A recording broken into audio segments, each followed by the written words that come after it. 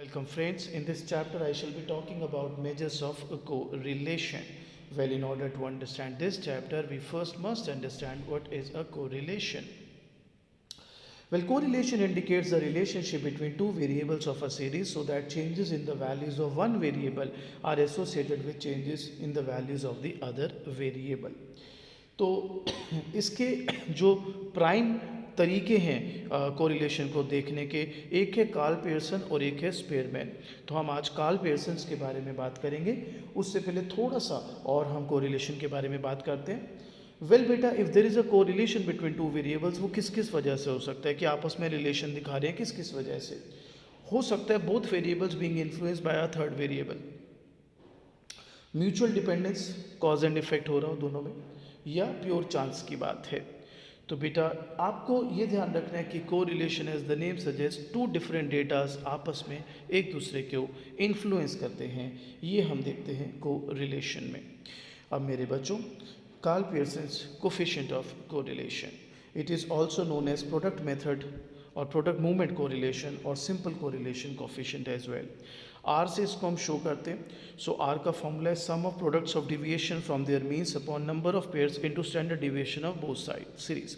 Well मेरा बच्चा, standard deviation के लिए आप मेरी लास्ट वीडियो देख लीजिए, उसको हम यहाँ पे यूज़ करेंगे।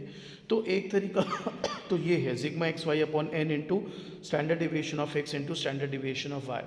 But I am not a big fan of this particular way. इसी को हम सिंप्लीफाई कर सकते हैं और दूसरे तरीके से भी सॉल्व कर सकते हैं। एक मेथड और है which is called Karl Pearson's coefficient of correlation and covariance. तो अगर आपको कोवेरियंस निकालना है मेरे बच्चों, this is how you can do it, sigma x y upon n. तो ये जो फर्स्ट फार्मूला था ना बेटा आर का, जिसको आप कोफिशिएंट ऑफ कोरिलेशन को ऐसे दिखा रहे थे, इसको आप सिंप्लीफाई कर सकते हो एज दिस। तो मैं रादर आपको सजेस्ट करूंगा दैट अगर आपको निकालना है Karl Pearson's coefficient of correlation, use sigma x y upon under root sigma x square into, ये रूट नहीं है, सिग्मा वाई स्क्वायर। ठीक है, इट्स लाइक दिस। ठीक है, use this formula instead of the starting one.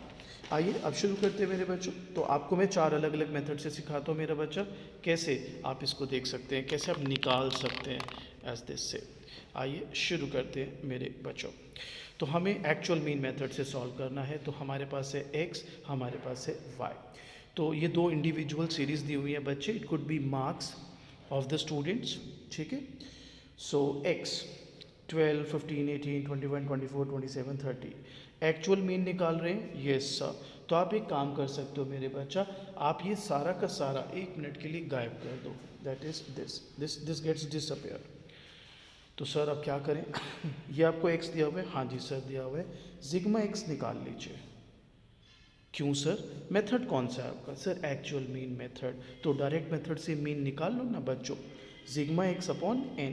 तो sigma x कितना है सर? 147। n कितना है? 1 2 3 4 5 6 7। तो ये आपका आंसर आ जाएगा 147 अपॉन 721। ये क्या निकाल लिया? मीन।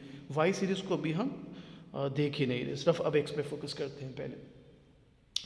अब मेरा बच्चा, क्योंकि एक्चुअल मीन मेथड है, आप याद करो स्टैंडर्ड डिविएशन जब मैं आपको इंडिविजुअल सीरीज लास्ट वीडियो में सिखाया था मैंने आपको एक्चुअल मीन मेथड से, तो आप क्या करते थे? Small x is equal to capital X minus x bar is your mean. So 12 minus 21, 15 minus 21, 18 minus 21 and so on, और उसके बाद स्मॉल x स्क्वायर निकाल लियो। आप ये स्टैंडर्ड डिविएशन में करते थे मेरा बच्चा इंडिविजुअल सीरीज सॉल्व करते हुए। तो सर इसका यूज़ क्या है? यूज़ अभी बताता हूँ। अब सेम चीज़ आपको y पर करनी है। ये y दिया हुआ है, हाँ सर दिया हुआ है, तो y का सिग्मा y हो गया सिग्मा y अपॉन n, ये आ गया मीन। एक्चुअल मीन आ गया सर। तो small y is equal to capital Y minus y का मीन, दैट्स y बार, और फिर 6 माइनस 12, क्योंकि 12 एक्चुअल मीन है, 8 माइनस 12, 10 माइनस 12 सो ऑन, और उसका स्क्वायर निकाल लिया। स्टैंडर्ड डिविएशन में आप सीख चुके हैं। तो पहला स्टेप क्या है? क्योंकि इंडिविजुअल सीरीज़ है, x और y अलग अलग, तो सबसे पहले एक्चुअल मीन निकाल लिया, और उसके बाद एक्चुअल मीन से वो जो आपका स्मॉल x है उसको स्क्वायर कर दिया, सेम y में किया। अब मेरे बच्चों फॉर्मूला क्या था एक बार ही देख लो। फॉर्मूला था sigma x y upon under root sigma small x square into sigma y square. Yes sir. मेरे बच्चों, you have, if you know आप ध्यान से अगर देखें तो sigma x square you have it, sigma y square you have it, but you don't have is the sigma x y. So x और y को अब आप मल्टीप्लाई कर दीजिए मेरा बच्चा। माइंडेड, जब आप एक्स और वाई को मल्टीप्लाई यहाँ पर कर रहे हैं, अगेन इट इज़, मैं फॉर्मूले से आपको दिखाना चाहूँगा, it is the small x and small y. तो वो जो स्क्वेयर किए थे ना जो वैल्यूज़, उसी को मल्टीप्लाई करना है, मतलब उसी के एक्स और वाई को, दिस एक्स दिस वाई 6, तो 9 into 6, 6 into 4 and so on. ठीक है बच्चों, तो सर आंसर कहाँ है? आंसर आ रहा है, ये देखो, यही फॉर्मूला था ना, सिग्मा एक्स वाई 168, देखो 168, sigma x square sigma y square under root sigma x square sigma y square under root, and you have solved it. Clear मेरे बच्चों? अगर आपको ये मेथड पसंद नहीं आया, एक्चुअल मीन मेथड, तो आप डायरेक्ट मेथड भी यूज़ कर सकते हैं। बच्चा कहते हैं डायरेक्ट मेथड कैसे यूज़ करेंगे? वेल, डायरेक्ट मेथड यूज़ करने के लिए फॉर्मूले में थोड़ा चेंज आ जाता है। अब आपको पता है, हमने स्टैंडर्ड डिविएशन में भी देखा कि डायरेक्ट मेथड करते हुए हमें मीन निकालने की तो कोई, मतलब इस वाले में तो वो जो स्मॉल एक्स वगैरह है, मीन वगैरह है, उसकी ज़रूरत नहीं है। तो एन सिग्मा एक्स कैपिटल, मतलब capital X Y minus sigma X into sigma Y upon में N sigma x square minus bracket में sigma x square same with Y. तो इसमें क्या करना है?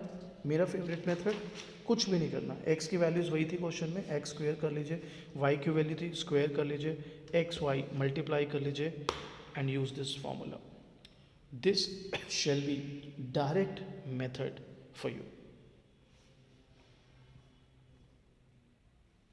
आई होप दैट इज क्लियर।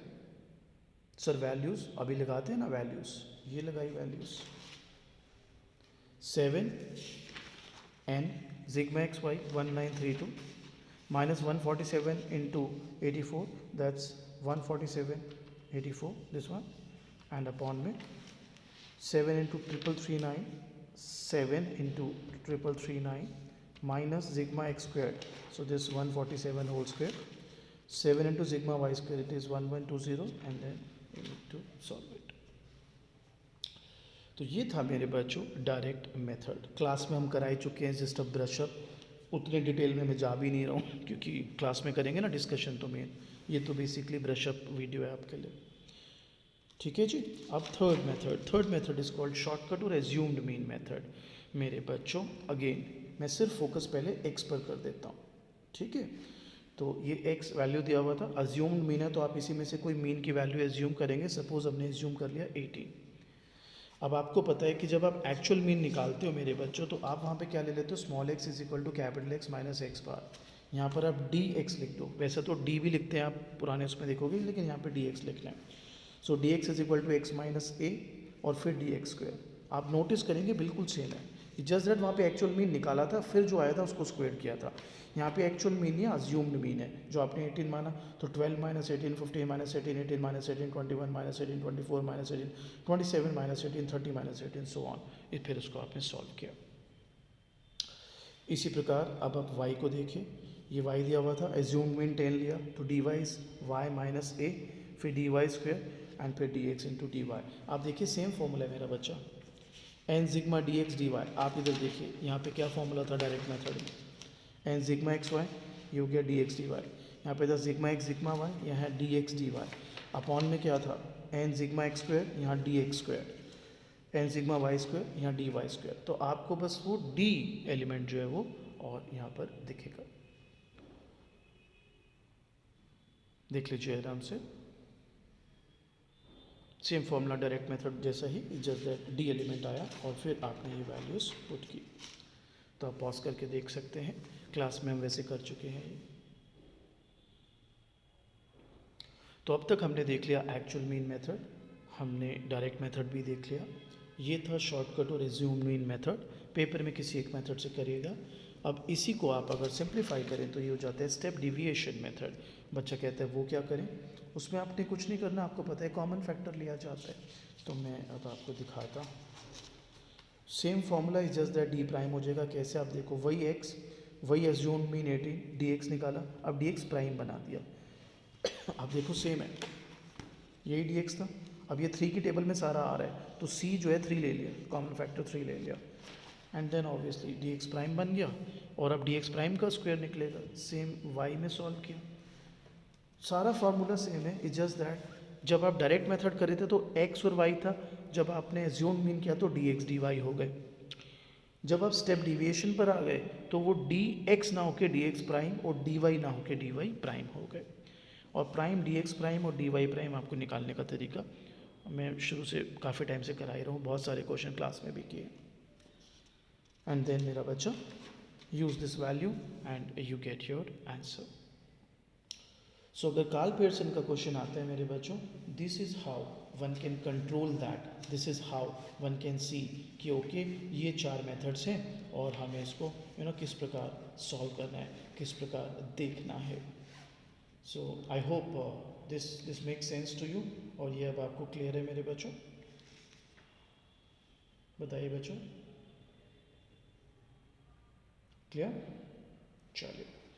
सो मेरे बच्चों प्रैक्टिस के लिए हम थोड़ा सा एक आध क्वेश्चन अभी और भी डाल देंगे।